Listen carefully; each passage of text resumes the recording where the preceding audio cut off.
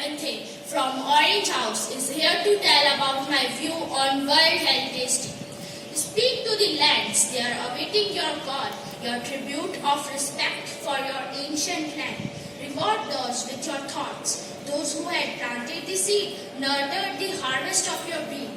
Celebrate your heritage, call together your children and their children on this day. Share with them the land of their past. Feast with them on the knowledge of preservation. Our nation is spread with full of culture, convention and the value of individuals. So one day is chosen to make the significance of this day.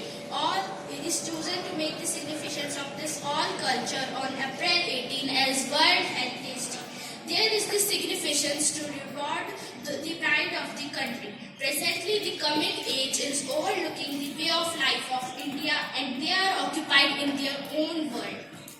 So this day mirrors the individuals to meet up and afterwards it assists with understanding the significance of this day.